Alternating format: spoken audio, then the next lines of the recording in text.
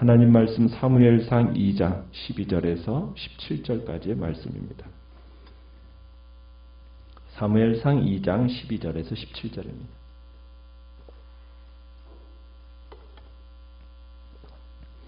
사무엘상 2장 12절입니다. 엘리의 아들들은 행실이 나빠 여호와를 알지 못하더라.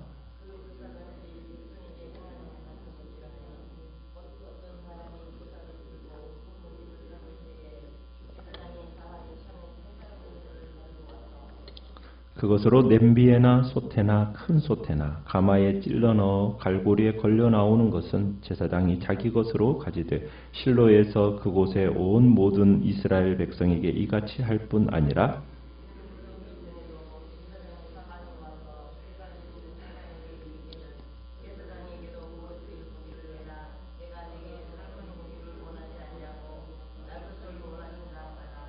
그 사람이 이르기를 반드시 먼저 기름을 태운 후에 내 마음에 원하는 대로 가지라 하면 그가 말하기를 아니라 지금 내게 내라 그렇지 아니하면 내가 억지로 빼앗으리라 하였으니 이 소년들의 죄가 여호와 앞에 심히 크면 그들이 여호와의 제사를 멸시함이었더라. 아멘. 오늘 말씀의 제목은 엘리의 불량한 아들들이라는 제목으로 말씀을 나눕니다. 어제 한나의 노래에서 골자는 하나님은 높이시기도 하고 낮추시기도 하는 절대적인 주권을 가지신 분이라는 내용이 어제 한나의 노래의 골자였습니다.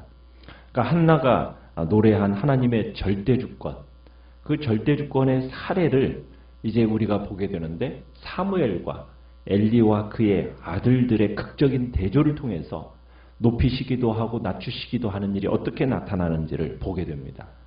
그러니까 사무엘과 엘리의 아들들을 대조시키면서 정말 하나님이 사무엘에게는 날이 갈수록 축복을 더하시는 반면에 엘리와 그의 아들들을 버리셨음을 강조하는 이야기가 이제 우리가 이후에 보게 될 겁니다.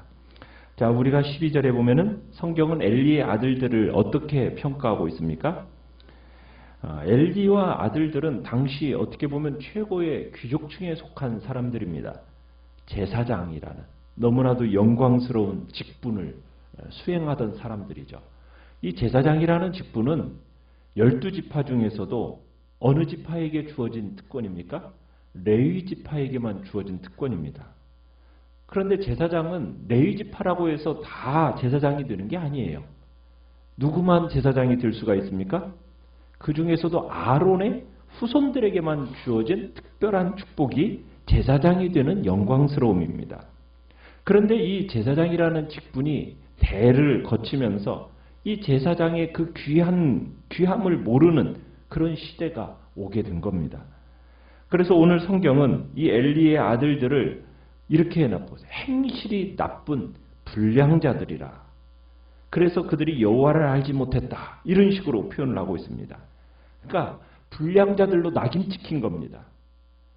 좋은 족보, 사회적인 높은 지위, 이게 절대로 경건과 순결을 대신할 수는 없는 거죠. 성경은 이 홈리와 비느하스의 행실이 나쁜 이유를 뭐라고 이야기하고 있느냐면 여호와를 알지 못했기 때문이다라고 성경은 지금 주장하고 있어요. 여러분, 매일 여호와 하나님 앞에 제사 드리는 제사장이에요. 그런데 그들이 섬기는 여호와 하나님을 알지 못했다? 여러분, 그럴 만한 가능성이 있기는 한 걸까요? 근데 성경 기자는 지금 엘리의 아들들이 하나님을 알았더라면 절대로 이렇게 행동하지 않았을 거라는 그런 주장이 지금 이 속에 담겨져 있는 겁니다. 여기서 우리가 구약에서 알다라는 이 단어는 경험으로 깨닫는 것을 의미해요. 실천과 관련된 인격적인 지식, 그냥 머리로 아는 지식이 아니라 실천적인 경험적 지식을 구약에서는 알다라는 의미로 쓰여지는 겁니다. 그러니까 여기서 알지 못하다라는 이 말은 전혀 여호와를 몰랐다 이런 뜻은 아니에요. 홈리와 비느하스가 어떤 사람들입니까? 제사장이지 않습니까? 또 제사장 집안에서 어렸을 때부터 종교적인 분위기 속에서 자랐고 또 아버지가 제사장으로서 엘리로부터 여호와에 대해서 배웠고 제사를 비롯해서 율법에 대해서 어려서부터 배워왔을 거예요. 그러니까 누구보다도 머리로 지식적으로는 하나님에 대해서 잘 알고 있었을 거예요. 그런데 뭐가 없었다라는 거예요? 하나님과 경험적인, 그러니까 하나님과의 인격적인 만남이 없었다라는 거죠. 종교적인 의식은 있었을지 모르지만 하나님과 인격적으로 만남의 기회가 없었던 거예요. 제사장 집안에서 자라서 제사장이 되긴 했지만은 실제로는 하나님을 믿지 않았던 겁니다. 그러니까 여기서 우리가 알 수 있는 건 뭐예요? 출생과 함께 자동적으로 하나님의 백성이 되는 것은 아니라는 거예요. 유아 세례를 받았다고 해서 그 아이가 자라서 신앙적인 사람이 될 거다? 구원이 보장받는다? 그건 우리가 알 수 없는 겁니다. 각자가 다 변화되는 체험이 있어야 하는 거죠. 신앙 고백이 있고 교인이라고 하고 어떤 직분이 있다고 하더라도 그 중심의 변화가 없다면, 정말 변화되어가는 삶의 증거가 나타나지 않는다면, 겉으로는 아무리 종교적인 행위를 한다 할지라도 그 모든 종교적인 행위가 아무 의미 없는 제스처에 불과하다라는 것이 지금 성경의 이야기인 겁니다. 그러니까 이 엘리의 두 아들의 마음속에는 하나님께 대한 진실한 믿음이 없었던 거예요. 이들은 제사장들의 일은 하고 있었지만 실제로는 정말 행실이 나쁜 불량자들이었어요. 이중생활을 하고 있었던 거죠. 사람들은 몰랐을지 모르지만 하나님의 눈은 속일 수 없어요. 사람의 눈은 어떻게 보면 가릴 수 있겠지만 하나님께서는 다 보고 계시는 거거든요. 이들의 행실을 보시고 나쁜 불량자로 딱 규정하고 계십니다. 교회의 중직자라고 할지라도 하나님과의 인격적인 만남의 체험이 없다라면 결국은 이중생활을 할 수밖에 없게 되는 거죠. 의식적인 행동밖에 할 수 없게 되는 겁니다. 예수 그리스도와 하나님 아버지를 믿는 그 신앙인으로서 우리의 삶에 제일 먼저 고려해야 할 우선적인 내용은 무엇이겠습니까? 하나님과의 분명하고 생명력 있는 관계가, 그 관계를 통해서 나는 하나님을 알고 있는가? 이게 가장 중요하다는 겁니다. 그리고 성경을 통해서 정말 하나님의 뜻을 알아서 그의 뜻이 나의 뜻이 되도록 하는 것이 어떻게 보면은 우리에게서 중요한 거죠.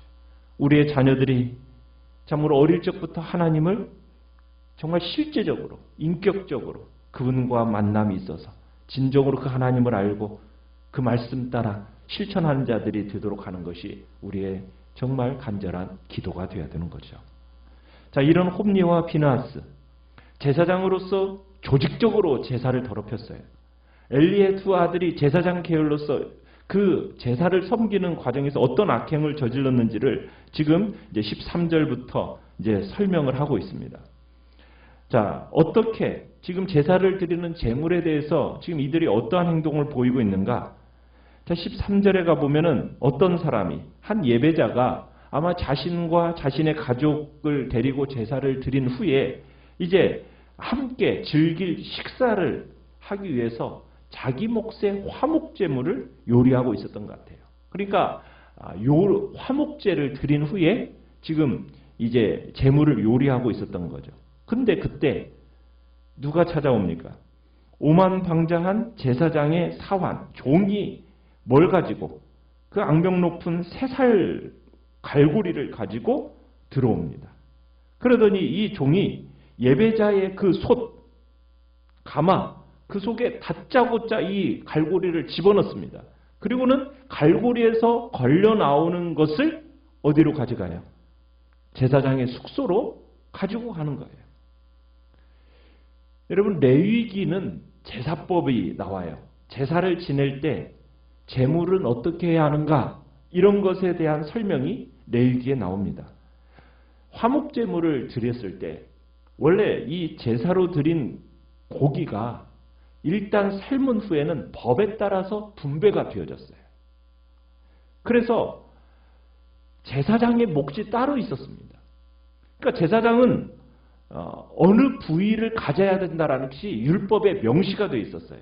어떤 율법에 의하면 화목제물에서 제사장의 몫으로 딱 이렇게 지정되어 있는 것은 흔들어 제사 드리는 요제로 드리는 가슴 부위, 그 다음에 하나님 앞에 이렇게 들어 올리는 거제라고 하는데 이 들어 올리는 오른쪽 뒷다리, 이게 제사장의 것이다 라고 이미 배정이 되어 있었어요.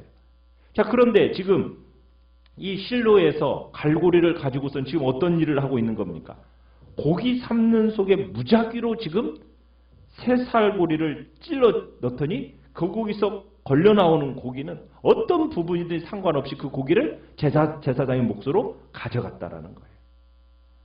또 15절에 가보시면은 이 기름을 태우기 전에 이 제사장에게 구워드릴 고기를 내놔라 하면서 삶은 고기가 아닌 구워 먹을 고기를 내놓으라고 지금 얘기하고 있는 겁니다. 지금 원래 레위기에 나와 있는 제사법의 순서를 보면은 이 제물을 가지고 오잖아요. 그러면은 제사장들이 가장 좋은 부분인 기름을 하나님께 드리고 태운 후에 나머지 부분을 제사장 직책을 가진 사람들이 취하도록 되어 있습니다. 그런데 지금 여호와께 기름으로 불태워 드려야 되는데 드리기 전에 지금 이 제사장의 하인들이 나타나더니 뭐라고 하는 겁니까? 예배자에게 지금 요리하지 않은 날것을 먼저 달라는 거예요. 날것을 달라는 거예요. 그러더니 이거 날것을 어떻게 보면은 제단에 기름을 태워서 여호와 하나님께 경외감을 보여야 한다고 지금 이 16절에 그 사람이 이렇게 얘기하는 거예요. 반드시 먼저 기름을 태운 후에 네 마음이 원하는 대로 가져라. 이렇게 말하니까 이 젊은 종이 어떻게 합니까? 지금 내놔라 하고서는 갑자기 이 강도로 변해가지고는 날 공기를 강제로 빼앗아 가는 겁니다.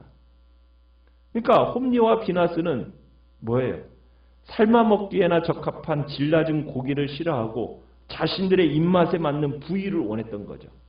그래서 항상 하나님께 태워드려야 할 그 고기의 기름진 부분, 지방이 많은 부위를 가로챘던 겁니다.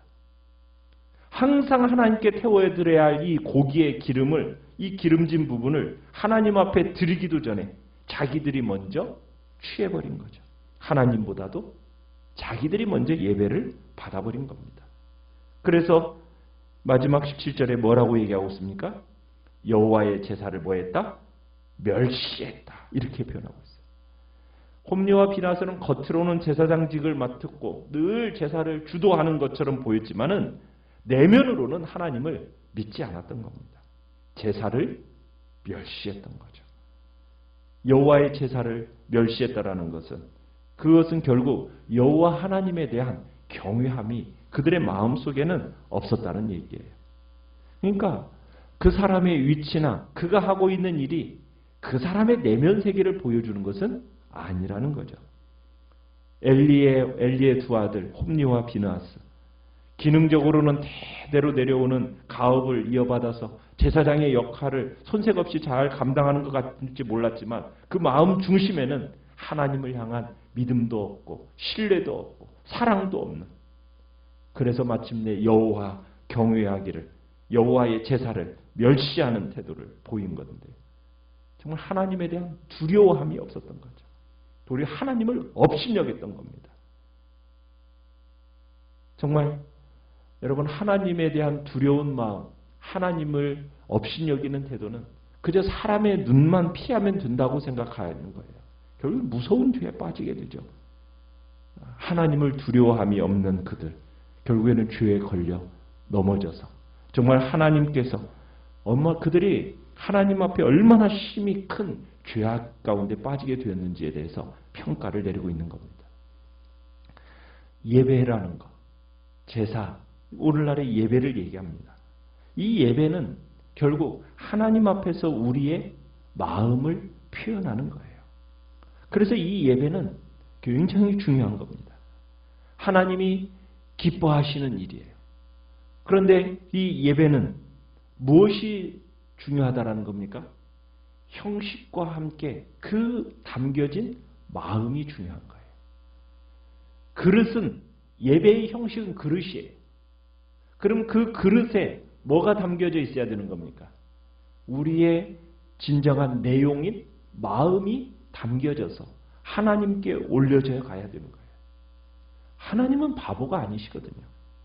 하나님은 마음 없는 형식, 마음이 없는 의식, 그런 예배를 하나님은 혐오하신다고 말씀하세요. 오늘 우리는 정말 하나님 앞에 드려지는 우리의 예배가 우리의 마음을 다 전심으로 드려지는 주님 앞에 복된 예배자로 우리 모두가 서기를 간절히 축원합니다. 말씀을 생각하면서 기도하시고요.